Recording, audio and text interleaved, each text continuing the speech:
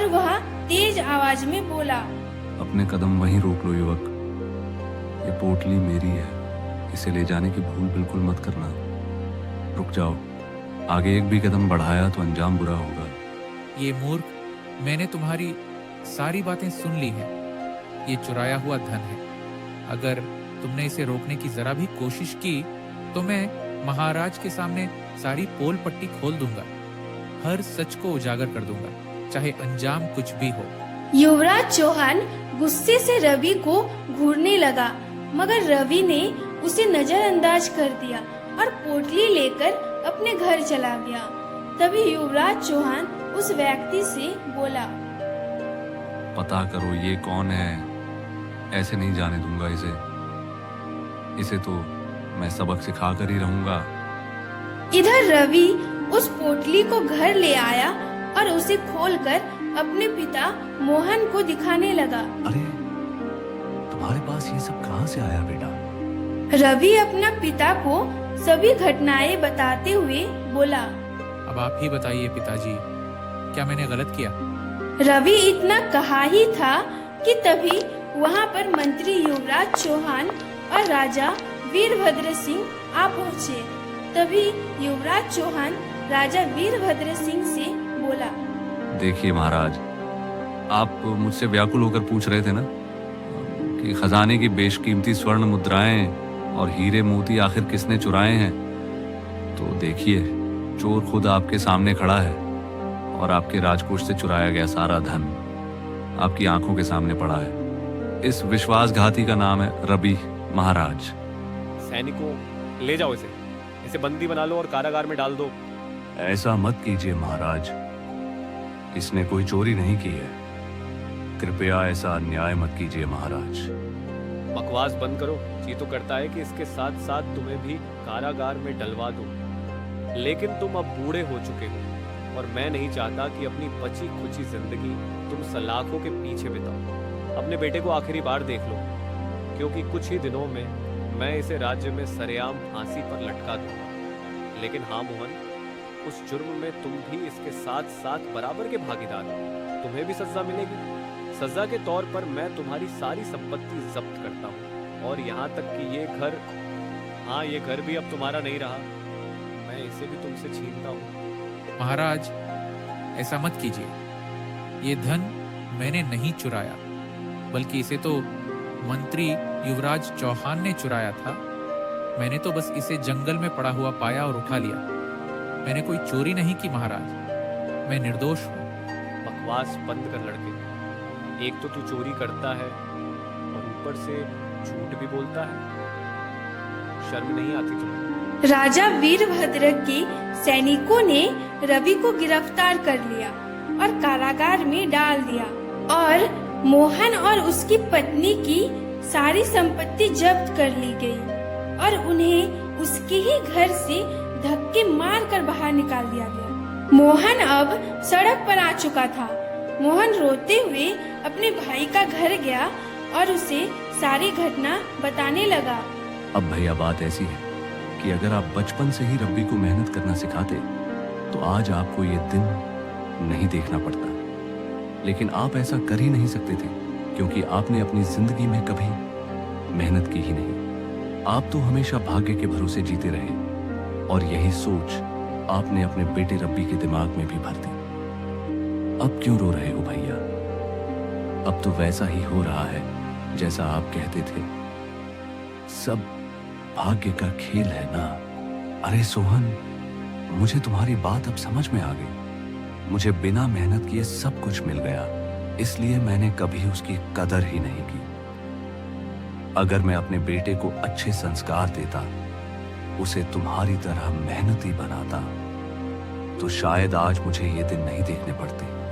ठीक है, बस अब आप चिंता मत कीजिए भैया। मैं अपनी बेटी टीना के साथ अपने भतीजे रवि के बारे में महाराज के पास जरूर जाऊंगा। आप शांत हो जाइए, चिंता मत कीजिए, सब ठीक हो जाएगा। अगले दिन सोहन अपनी पुत्री के साथ राजमहल पहुंच गया। सोहन राजा वीरभद्र से कुछ कहने ही वाला था कि तभी एक दासी राजा के पास आकर बोली, महाराज, आपकी पुत्री की तबीयत में अभी तक कोई सुधार नहीं आया है। राज्य के सबसे बड़े वैद्य भी अब हाथ जोड़ चुके हैं। उन्होंने भी इसे असाध्य मान लिया है। यह सुनकर राजा वीरभद्र बुरी तरह से चिंतित में हो उठा और सोहन और टीना की ओर देखकर बोला, तुम दोनों कल आना, हम तुम्हारी गुहार कल सुनेंगे। महाराज, यदि आपकी आज्ञा हो तो क्या मैं एक बार आपकी पुत्री को देख सकती हूँ? लेकिन तुम मेरी बेटी को क्यों देखना चाहती हो? महाराज, मुझे जड़ी बूटियों का बहुत अच्छा ज्ञान है। अच्छा, तो तुम कहना चाहती हो कि मेरी बेटी को जहाँ बड़े बड़े वैद्य ठीक नहीं कर पाए, वहाँ तुम उसे ठीक कर दोगे? महाराज, जब आपकी बेटी पर किसी भी वैद्य की जड़ी बूटी असर नहीं कर रही है, तो एक बार मुझे भी कोशिश करने दीजिए। क्या पता मेरी दी हुई जड़ी बूटी खाकर वह ठीक हो जाए। राजा वीरभद्र सिंह टीना को और सोहन को अपने पुत्री के कक्ष में ले गया। टीना ने देखा कि राजा की बेटी पलंग पर लेटी हुई थी। टीना ने उसका हाथ पकड़कर देखा और वह कुछ देर बाद राजा से बोली, महाराज, मैं अभी आती हूँ। इतना कहकर टीना वहाँ से चली गई। कुछ देर बाद वह एक जड़ी बूटी लेकर वापस आई।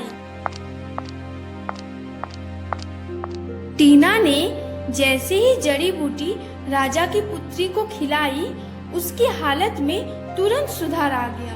यह देखकर राजा वीरभद्र की आंखें आश्चर्य से फैल गई। राजा ने टीना की ओर देखकर कहा, वाह वाह वाह, तुमने तो कमाल ही कर दिया।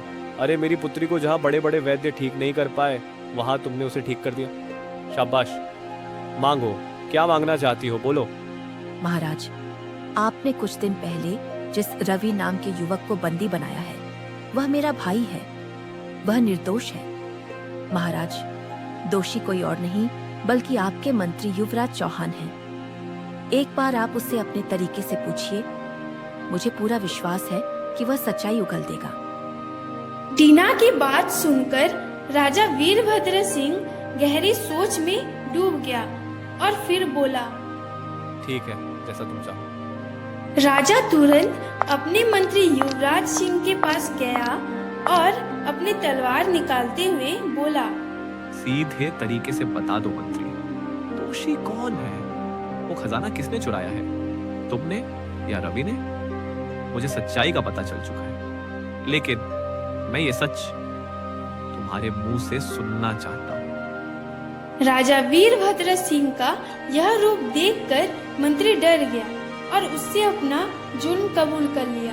राजा वीरभद्र सिंह ने मंत्री युवराज चौहान को उसी समय कारागार में डलवा दिया और रवि को रिहा कर दिया। फिर राजा वीरभद्र सिंह ने सोहन और टीना को ढेर सारे स्वर्ण मुद्राएं, हीरे और मोती देते हुए कहा, ये मेरी तरफ से तुम दोनों का इनाम है। तुम दोनों सुकून से अपना जीवन बिताओ। सोहन, टीना और रवि ढेर सारा धन लेकर घर लौट आया।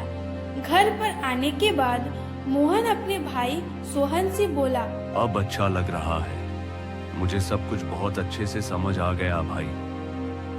पिताजी सही कहा करते थे, जो व्यक्ति मेहनत नहीं करता वह चाहे भाग्य का कितना ही धनी क्यों ना हो, एक दिन उसे सब कुछ गंवाना पड़ता है। और हाँ, भाग्य हमेशा इंसान का साथ नहीं देता। मोहन की बात सुनकर सोहन मुस्कुराने लगा और उस दिन से सोहन सुधर गया और मोहन भी खेतों में काम करने लगा।